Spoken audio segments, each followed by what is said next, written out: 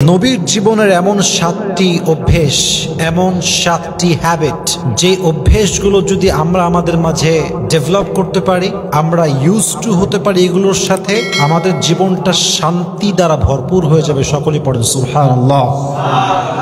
আমাদের জীবনটা শান্তিপূর্ণ হোক, আমাদের মাইন্ডে এবং আমাদের হার্টে পিস থাকুক, রব প্রদত্ত শান্তি থাকুক, আমরা সুস্থ থাকি, একটা হেলদি লাইফ লিড করি।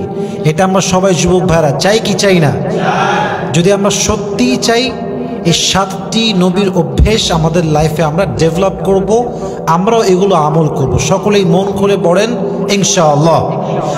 নাম্বার 1, নবীর জীবনের একটি সুন্দর স্বভাব এবং অভ্যেস হচ্ছে নবীজি সবসময় তাহাজ্জুদের সময় ভোর রাতে আগে ঘুম থেকে উঠতেন। সুবহানাল্লাহ পড়বেন না? সবার আগে ঘুম থেকে উঠতেন। ঘুম থেকে উঠে তিনি তাহাজ্জুদ পড়তেন, তারপরে তিনি ফজরের নামাজটা জামাতের সঙ্গে পড়তেন, সকাল সকাল উঠতেন। এবং নবীজি বলেছেন, যে বান্দা রিজিকে বরকত চায়, তার কাজে বরকত চায়, তার আয়ে বরকত চায়, তার ব্যবসায় বরকত চায়, সে যত আগে উঠবে, যত ভোরে উঠবে, আল্লাহ তার ব্যবসায়, রিজিকে, কাজে, আয়ে তত বরকত দান করবে। সুবহানাল্লাহ পড়বেন না আপনারা? আমাদের এই জেনারেশন থেকে ভোর রাতে ওঠার যে ট্রেন্ডটা, যে মেন্টালিটিটা, এটা দূর হয়ে গেছে। ইটস জাস্ট বিকজ আমরা রাতের বেলা ফেসবুক স্ক্রল করি রাত 3টা থেকে 4টা পর্যন্ত। ইভেন এই জেনারেশনের অবস্থা আজকে এমন হয়ে গেছে আমাদের, যে আমরা মূলত ঘুমাই ফজর আজান দিলে। যুবক ভাইরা ঠিক কিনা বলেন?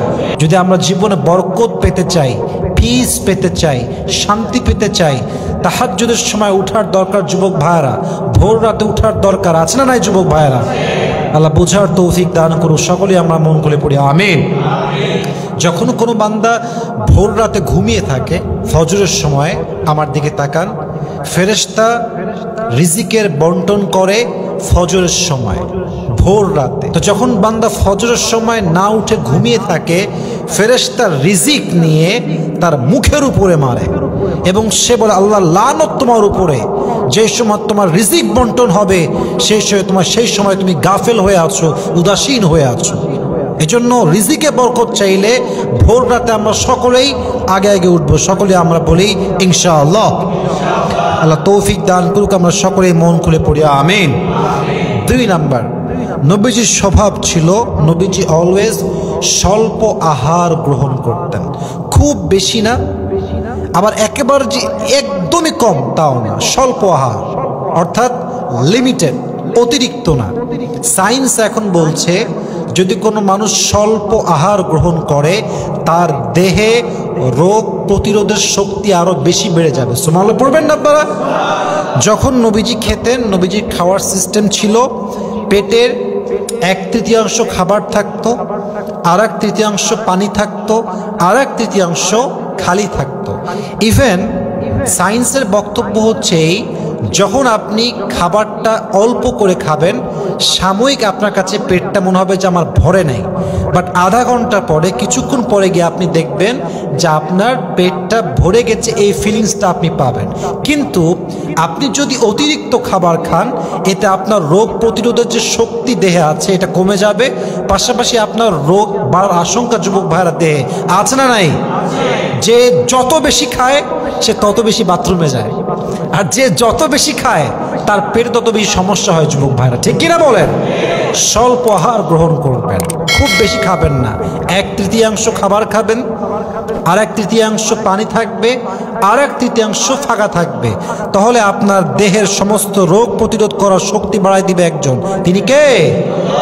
3 নাম্বার, ধীরে ধীরে খাদ্য গ্রহণ করা। অনেকে দেখবেন খাপ খাপ খাপ খাপ করে খায়, এবং এতে করে কি হয়, তার পেটে কন্টিনিউয়াসলি খাবার যেতে থাকে।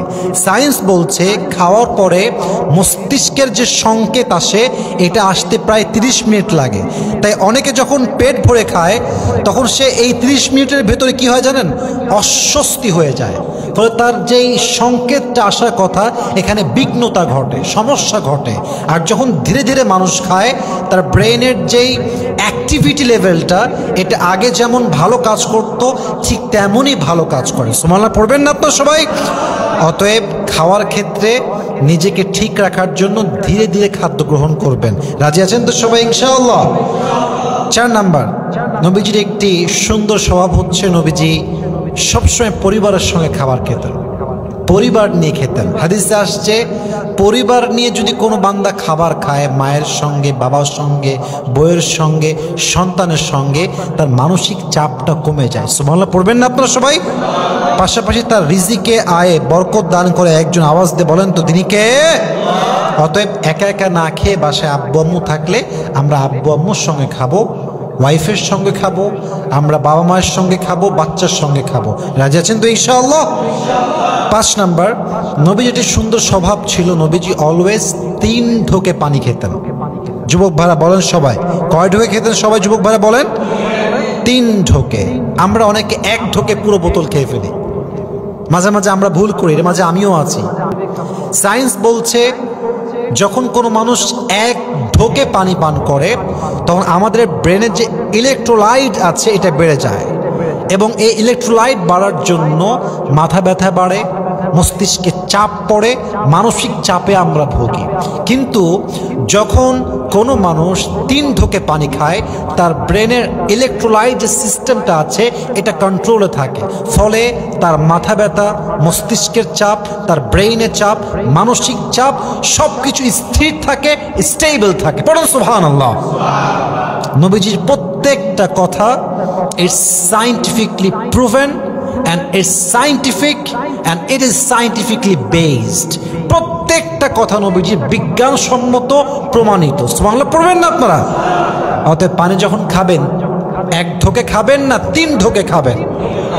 রিল্যাক্স, স্থির হয়ে বসে 3 ঢোকে পানি খান, আপনার সমস্ত চাপ, ব্রেইনের মাথা ব্যথা কমায় দিবে। একজন আওয়াজ দিয়ে বলেন তো তিনি কে?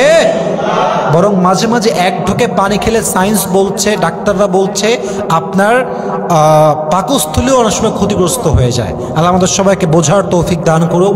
আমরা সকলেই মন খুলে পড়ছি আমিন। 6 নাম্বার, নবীজি তার একটি সুন্দর স্বভাব ছিল যে নবীজি অলওয়েজ শুধু রোজার মাসেই রোজা রাখতেন না, বরং প্রত্যেক সোমবারে অর্থাৎ রোজার মাসের বাহিরেও তিনি অন্য অন্য সপ্তাহে, অন্য অন্য মাসে নফল রোজা রাখতেন। সুবহানাল্লাহ পড়বেন না আপনারা?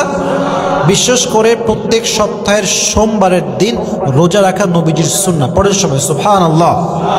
সায়েন্স বলছে যে প্রত্যেক মাসে রোজা রাখে যে বান্দা, রোজা রাখার মাধ্যমে নিজেকে, এই যে আমরা এটা লম্বা সময় না খেয়ে থাকি, এটার দ্বারা বিজ্ঞানের দাবি করছে যে আমাদের দেহে অনেক রোগ প্রতিরোধ শক্তি বেড়ে যায়, অনেক রোগ আমাদের কমে যায়। এবং পাশাপাশি জাপানি বিজ্ঞানীরা বলেছেন যে রোজা অত্যন্ত একটি স্বাস্থ্যকর জিনিস। রোজা রাখার ফলে দেহের যে কোষগুলো আছে সারাদিন খাদ্য পানীয় না পেয়ে আমাদের দেহের মধ্যে থাকে, দেহের এই মৃত কোষগুলোকে সবল কোষ খেয়ে ফেলে। এতে করে কি হয়, একজন মানুষের দেহের যে রক্ত চলাচল আছে, ব্লাড সার্কুলেশন আছে, দেহের যে ফিজিক্যাল কন্ডিশন আছে, এটা ডে বাই ডে ডেভেলপ করে, দেহের সমস্ত রোগ বালাই মুসিবত আস্তে আস্তে দূরীভূত হয়ে যায়। সুবহানাল্লাহ পড়বেন না আপনারা? রোজাটা রাখলে শারীরিক লাভ হয়। এই জন্য নবীজি শুধু রোজার মাসে রোজা রাখতেন না, বরং অন্য অন্য মাসেও নফল রোজা রাখতেন। আমরা সকলেই চেষ্টা করবো তো ইনশাআল্লাহ। এটাকে বলা হয় হচ্ছে অটোফজি। এটা করলে কি হয়, রোজা রাখলে কি হয়, আপনার এই যে দেহের যে রোগগুলো আছে, কোষের যে সমস্যাগুলো আছে, এটা দূর হয়ে যায়। আল্লাহ আমাদের সবাইকে বোঝার তৌফিক দান করুক। সকলে আমরা মন খুলে পড়ি আমিন। আসুন আমরা শেষ অভ্যেসটা জেনে নেই। নবীজির সর্বশেষ একটি সুন্দর স্বভাব ছিল, নবীজি অলওয়েজ স্মাইল করতেন, অলওয়েজ মুচকি হাসি। সায়েন্স বলছে মুচকি হাসি এমন একটি হাতিয়ার মানুষের জীবনে, এটা মানুষের হার্টকে সচল রাখে, মানসিক চাপকে কমিয়ে দেয়, রোগ কমিয়ে দেয়। দেখবেন যার চেহারায় যত বিষণ্ণতা তার হার্টে তত বেশি প্রবলেম। মানসিক চাপ, মনের কষ্ট অনেক সময় এটা হার্টের চাপ ফেলে। দেখবেন অনেক মানুষ কষ্টেই হার্ট অ্যাটাক করে মারা যায় যুবক ভাইরা, ঠিক কিনা বলেন? অলওয়েজ হাসি খুশি থাকবেন, স্মাইল দিবেন অ্যান্ড জাস্ট মুভ অন, আগায় যাবেন সামনের দিকে। আপনার স্মাইল, আপনার হাসি খুশির চেহারা আপনার হার্টকে সুন্দর রাখবে, এবং আপনার হার্ট সুন্দর থাকলে আপনার জীবনটাও সুন্দর থাকবে। সুবহানাল্লাহ পড়বেন না আপনারা সবাই? আল্লাহ আমাদের সবাইকে এই সমস্ত আমলগুলো, এই সমস্ত অভ্যেসগুলো, স্বভাবগুলো আমাদের মাঝে ডেভেলপ করার তৌফিক দান করুক। আমরা সকলে পড়ছি আমিন।